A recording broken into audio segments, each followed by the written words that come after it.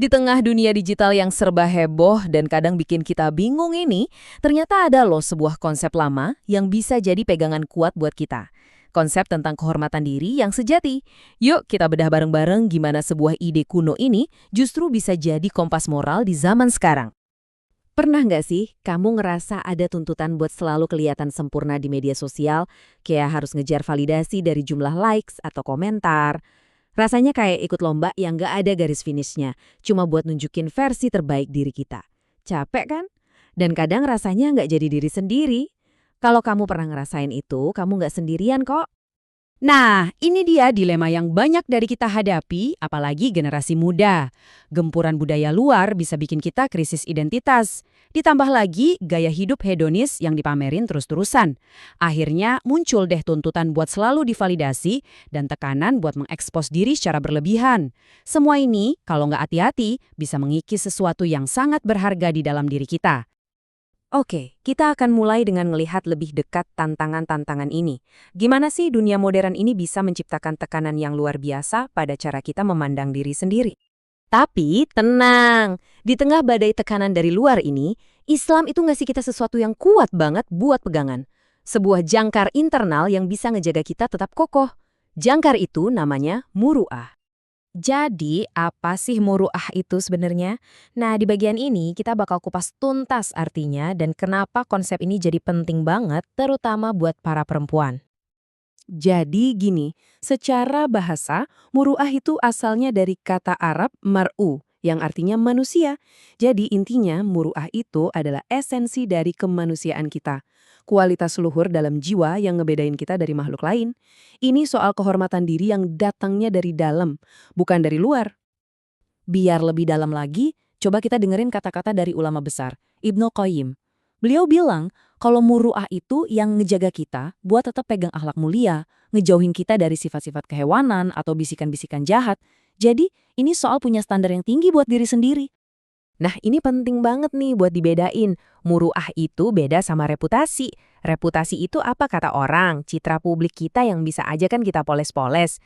Tapi muru'ah itu kualitas asli kamu di dalam. Ibarat pohon, muru'ah itu akarnya yang kuat. Sementara reputasi itu cuma buahnya. Kalau kita fokus nguatin akarnya, buah yang bagus bakal ngikutin sendiri kan? Sekarang kita masuk ke sebuah perumpamaan yang, wah, ini dalam dan indah banget. Sebuah peribahasa Arab kuno yang seolah merangkum semuanya. Kalau dipikir-pikir, arti dasarnya itu sederhana tapi indah. Cermin itu kan alat buat nampilin keindahan. Sesuatu yang fitrahnya emang deket sama perempuan. Cermin mantulin citra yang anggun dan terawat. Tapi ada makna yang jauh lebih dalam dari itu. Cermin itu rapuh. Kalau jatuh dan pecah, pantulannya bakal hancur. Kepingannya jadi tajam dan bisa melukai. Nah, begitulah kehormatan seorang perempuan diibaratkan. Sekali pecah karena perbuatan yang merusak muru'ah, citra dirinya yang utuh itu susah, bahkan mungkin mustahil, buat balik lagi kayak semula. Oke, jadi muru'ah ini nggak berdiri sendiri. Dia itu bagian dari sebuah siklus moral. Semuanya dimulai dari al-haya, atau rasa malu yang positif. Rasa segan buat berbuat salah. Nah, rasa malu inilah yang mendorong kita buat menjaga muru'ah, kehormatan diri kita. Dan hasil akhirnya apa? Muru'ah yang kokoh bakal melahirkan al-adalah, yaitu integritas dan kepercayaan dari orang lain. Oke, biar nggak cuma teori aja, yuk kita lihat contoh nyatanya. Sejarah Islam itu penuh banget sama perempuan-perempuan luar biasa yang jadi bukti hidup dari kekuatan muru'ah. Coba lihat deh betapa beragamnya cara mereka menunjukkan muru'ah. Ada Khadijah yang menunjukkannya lewat integritas bisnis dan kemandiriannya. Ada Aisyah lewat kecerdasan dan semangat belajarnya yang luar biasa. Lalu Fatimah lewat pengabdiannya pada keluarga. Dan Maryam lewat ketabahan spiritualnya yang gak tergoyahkan. Ini bukti nyata kalau muru'ah itu bukan konsep yang membatasi, tapi justru memberdayakan seorang perempuan buat jadi hebat di bidang apapun yang dia pilih.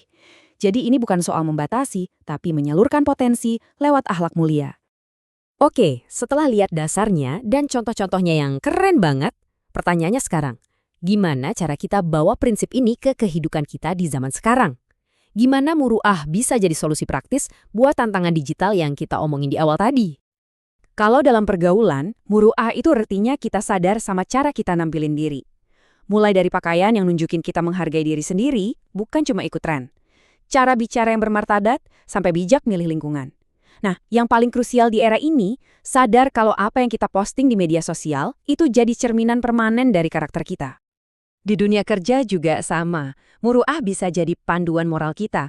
Memilih kerjaan yang layak dan sesuai dengan fitrah, menjaga batasan dalam interaksi profesional, dan yang gak kalah penting, memastikan kesuksesan karir itu gak sampai mengorbankan pilar utama kehidupan kita, yaitu keluarga.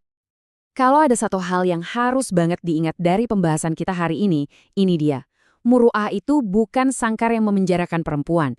Justru sebaliknya, ia adalah perisai. Perisai yang kuat buat melindungi nilai dan kehormatan sejati kamu dari dunia luar yang seringkali mau memanfaatkannya. Dan pada akhirnya, pertanyaan ini kembali lagi ke diri kita masing-masing. Kalau diri kita ini ibarat cermin, apa sih yang lagi kita pantulkan ke dunia setiap hari?